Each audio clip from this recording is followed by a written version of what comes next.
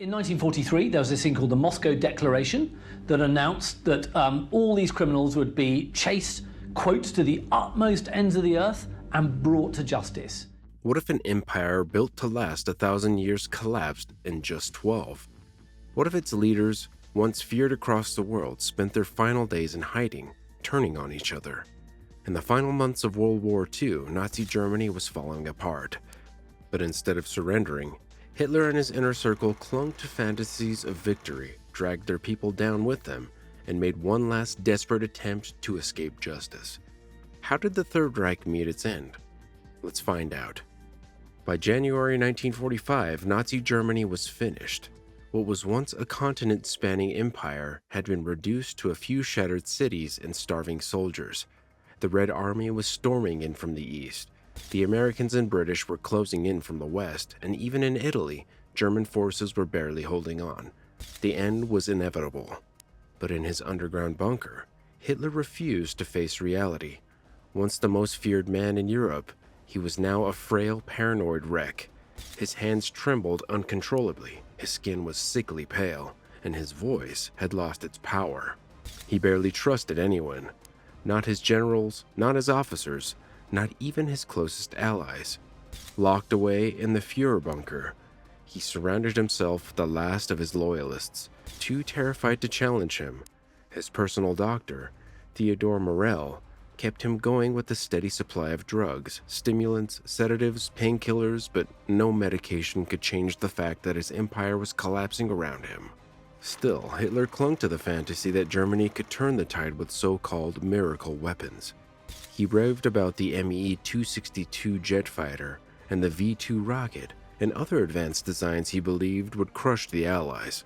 In his mind, squadrons of jet-powered planes would sweep enemy bombers from the sky, while guided missiles would flatten London. But these weapons, though groundbreaking, were too little, too late. The Me-262 was delayed by Hitler's insistence that it be used as a bomber instead of a fighter. The V-2 was terrifying but wildly inaccurate, and none of it mattered. Germany was out of fuel, out of soldiers, and out of time. The Allies had total air superiority, and nothing could stop their advance. By February 1945, Berlin was a city waiting to die. The Red Army had smashed through Poland, steamrolling over what was left of Germany's eastern front. Soviet tanks roared across the frozen countryside, crushing resistance as they surged toward the heart of the Reich. They were now just 50 miles from Berlin. In the west, the Americans, British, and French had shattered Germany's defenses, blasting through the Siegfried Line and storming across the Rhine. The Third Reich wasn't just losing, it was imploding. The once mighty Wehrmacht was now a scattered, exhausted mess. Factories lay in ruins, supply lines were gone, and the German people were starving. Inside Berlin, life had become a walking nightmare. Allied bombers tore the city apart day and night, reducing the entire neighborhoods to rubble. The sky was a constant blur of smoke and fire, the sound of air raid sirens never ending. And when the bombers left, the suffering remained. The power grid was gone. Running water, a distant memory. Food, scarce. People scavenged for anything remotely edible, rats, weeds, sawdust, mixed into scraps of bread. The streets were clogged with refugees, many having walked hundreds of miles in a desperate bid to reach what they thought was safety. But Berlin wasn't a refuge, it was a death trap. Even Nazi leaders knew the war was over, but no one dared to say it out loud, not with Hitler still issuing commands from his bunker beneath the Reich Chancellery. The men who had spent years basking in Hitler's shadow were now scrambling for an escape. Hermann Göring, once the second most powerful man in Nazi Germany, had been losing favor for years. The Luftwaffe, his prized air force, had failed spectacularly. Allied bombers turned German cities into rubble while Göring sat in his lavish estate, growing fatter by the day. He was no longer the dynamic commander of the early war years. He was a man drowning in luxury, more interested in fine wines and stolen masterpieces than actual strategy. But as the Third Reich collapsed, Göring realized his time was up.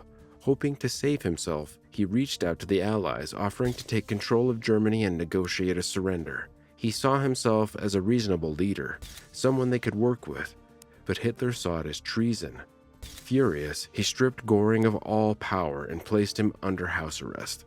Heinrich Himmler, the man behind the SS and the mastermind of the Holocaust, was even more desperate. He had built his career on terror, ruling Nazi Germany's police state with an iron grip, but now he was trying to reinvent himself as a potential ally to the West. In a move that was equal parts delusional and pathetic, he reached out to British and Americans, offering to surrender to them while continuing to fight the Soviets. He even suggested trading Jewish prisoners in exchange for leniency. It was a last-ditch attempt to save his own skin, but the Allies weren't interested. They knew exactly who Himmler was and what he had done. There was no deal to be made. While Göring and Himmler scrambled for a way out, Joseph Goebbels doubled down. Hitler's propaganda minister refused to admit defeat. Even as Berlin crumbled, he still believed in total war. To keep morale alive, he commissioned Kohlberg a lavish propaganda film about Prussian resistance against Napoleon. He wanted it to be Germany's great cinematic rallying cry, a final push to inspire resistance. But his timing was beyond absurd. Thousands of soldiers were pulled from the front lines to work as extras, at a moment when Germany was so desperate for manpower that they were sending children into battle. By the time the film was finished, it hardly mattered. Most of Germany's cinemas had been bombed into oblivion. There was no one left to watch it. By April, the war wasn't just lost, it was a countdown to destruction. The only question left was how many more people would die before it was over. On April 16, 1945, the Soviets unleashed hell on Berlin. The final battle began with an earth-shattering artillery barrage, the kind of bombardment that could turn entire city blocks into dust before a single soldier even set foot inside.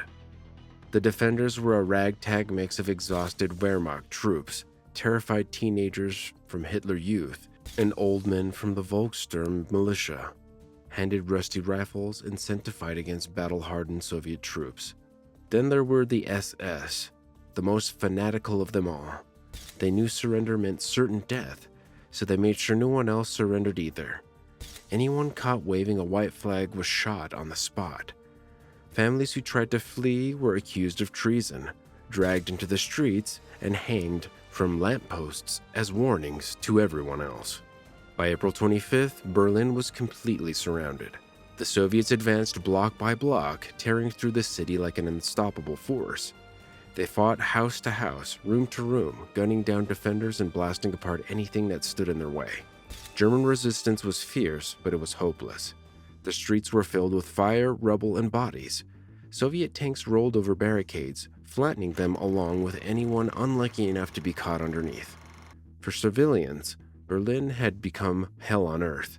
The city was in ruins, food had run out, and fresh water was almost impossible to find. But starvation wasn't the worst of it. Soviet troops, many of whom had lost their families to Nazi invasion years earlier, took their revenge.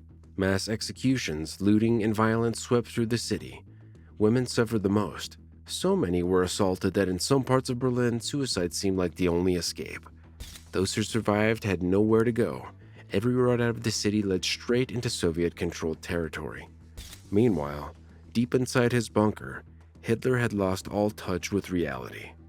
As the Red Army closed in, even Hitler knew there was no way out. On April 29th, in a moment that felt more like a formality than a celebration, he married Eva Braun inside the bunker. It was a joyless, hollow ceremony. No music, no fanfare, just a handful of terrified followers witnessing the final act of the Third Reich. There was no future for this marriage, only an ending. The next day, Hitler gave his final orders. He refused to be captured, paraded through Moscow, or humiliated like Mussolini. His fate would be on his own terms. Shortly after 3 p.m., he and Eva Braun retreated to their private quarters. A single gunshot echoed through the bunker. When the door was opened, the man who had once terrorized Europe was slumped over, a pistol in his hand, blood dripping from a self-inflicted gunshot wound. Next to him, Eva Braun lay lifeless. She had taken cyanide. Their bodies were carried outside, soaked in gasoline, and set on fire in a bomb crater. The man who had dreamed of ruling the world left it in flames, his empire crumbling above him. But even with Hitler dead, his top officials weren't ready to give up. Admiral Karl Donitz, Hitler's designated successor, scrambled to take control of what little remained of the Nazi government. He believed he could still salvage something, maybe surrender to the Western Allies while keeping the fight going against the Soviets. But the Allies weren't interested. There would be no deals, no conditions. Germany had only one option left: total, unconditional surrender. Meanwhile, in Berlin, Joseph Goebbels proved just how far his devotion to Hitler went. He and his wife, Magda, made an unthinkable decision. That night, she led their 6 children to bed, tucking them in one last time. Then, one by one, she poisoned them. Magda Goebbels believed life without Nazism wasn't worth living, even for her own children. A few hours later, she and Joseph Goebbels followed suit, taking their own lives. By May 2nd, Berlin had completely fallen, but across Germany, the last remnants of the Nazi regime were still trying to escape. Heinrich Himmler, once the most feared man in Europe, was now just another fugitive, disguising himself as a regular soldier and trying to slip past the Allied checkpoints. But the British weren't fooled. He was captured and taken into custody, knowing what awaited him. He bit into a hidden cyanide capsule. In seconds, it was over. Hermann Göring thought he could talk his way out of trouble.